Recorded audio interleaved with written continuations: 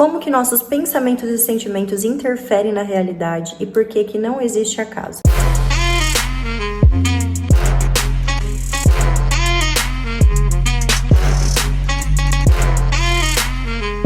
O que é o acaso? Algo que acontece sem explicação, sem lógica, do nada, como uma coincidência ou sorte. Isso definitivamente não existe. Por quê? Pensa que Deus, perfeito do jeito que é, não criaria algo sem lógica, sem sentido, onde todas as coisas acontecem sem um motivo por trás.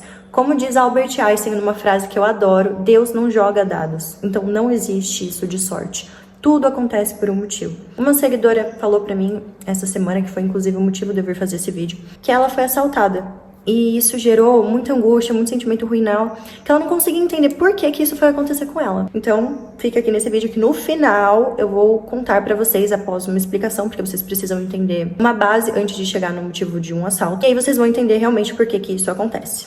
Vamos lá. Entendendo que Deus não joga dados, não faz nada aleatório, como que funciona então? Não é aleatório por quê? Imagina. Deus vai me dar um carro novo, uma família linda, um marido perfeito, e para você ele vai dar um câncer. É justo?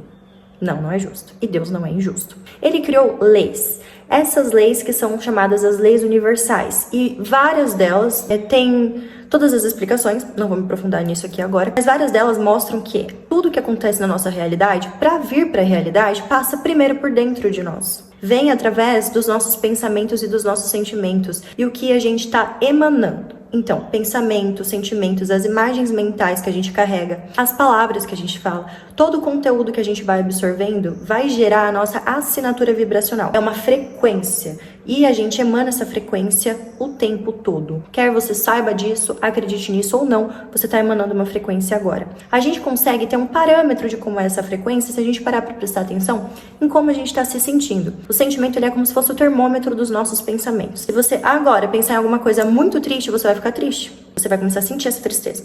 Se você pensar em alguma coisa muito boa, muito alegre, você vai sentir essa alegria dentro de você e assim a gente consegue medir. Só que o que acontece? Ao longo do dia, a gente oscila de frequência. Por exemplo, você tá saindo de casa, indo pro trabalho, você tá bem, acordou legal. Mas aí alguém te dá uma fechada no trânsito, você já fica bravo. Aí você chega no trabalho, começa a reclamar pra moça que trabalha com você lá, pra sua colega. Eu levei uma fechada no trânsito, pessoa sem noção, esse trânsito tá cada dia pior. Sua frequência já desceu, já foi pra reclamação. Tem uma tabela que chama tabela Hawkins, que mede o nível de hertz das frequências. Então, quando você tá, por exemplo, numa de reclamação, você tá vibrando muito baixo, tá? E você tá emanando isso. E adivinha o que volta pra você? Vou deixar aqui uma imagem que representa como funciona esse campo vibracional, que é o que a gente tá emanando, como volta pra gente, e o tempo inteiro. Então, aí você vai lá, reclama com ela. Daqui a pouco você senta na tua mesa.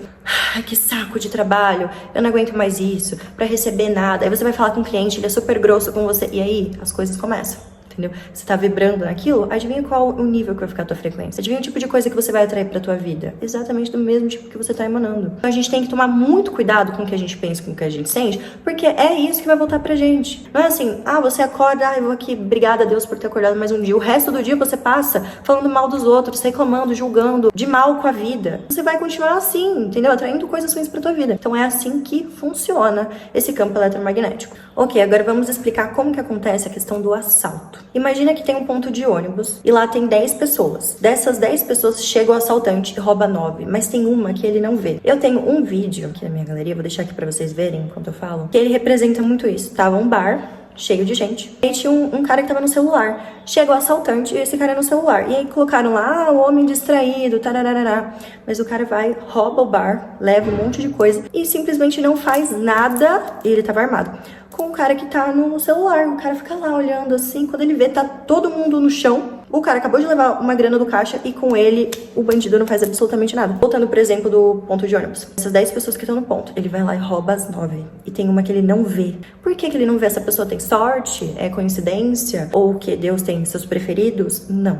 Definitivamente não. Ele não vê porque essa pessoa não tava naquela frequência. Ele tava emanando algo diferente. Por mais que ele estivesse ali naquele local, nada aconteceu com ele. Não levaram absolutamente nada. Então, um assalto não é aleatório. Para uma pessoa ser assaltada, ela tem que estar na frequência do bandido. Porque existe um esforço colaborativo. O que é esse esforço colaborativo? Todas as pessoas que estão aqui, umas vão colaborar com as outras em inúmeras questões. Inclusive no assalto. O assaltante ele vai precisar de alguém que esteja na frequência dele para conseguir assaltar. E essa pessoa que foi assaltada, ela estava vibrando algo que o assaltante tinha que validar. Só porque eu fui assaltada quer dizer que eu estava pensando em assalto, que eu estava co-criando um assalto? Não, mas a sua frequência estava na mesma do assaltante. Não adianta você parar e pensar, poxa, ultimamente, hoje eu estava tão feliz, hoje estava tudo bem comigo, não tinha ficado triste, estava vibrando uma frequência legal, tá bom. E o resto dos dias? E como tá vindo a soma disso? Porque a experiência física, ela é uma desaceleração dos nossos pensamentos. Então você tem que pensar em todo o tempo antes dessa situação acontecer. O que estava acontecendo com você?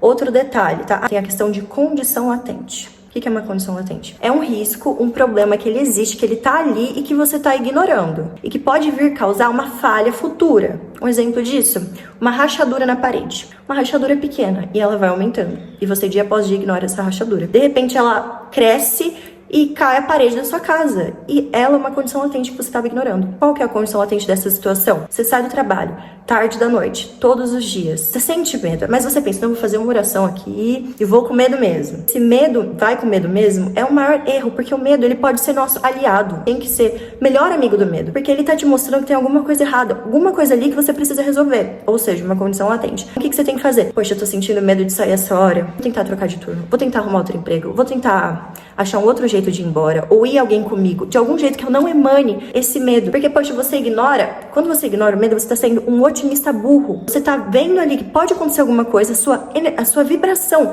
tá emanando medo. Vai atrair uma situação que valide ela. Por isso que as situações acontecem na nossa vida. Espero muito que esse vídeo tenha te ajudado. Deixa seu like, não esquece de comentar. Não esqueça também de colocar em prática tudo isso que eu tô ensinando. Primeiro, vigiando os pensamentos, o conteúdo que você consome, a tua vibração ao longo do dia, tá? Todos os dias. E também a questão de condição latente. Nunca mais ignore o medo. Um beijo e até o próximo vídeo.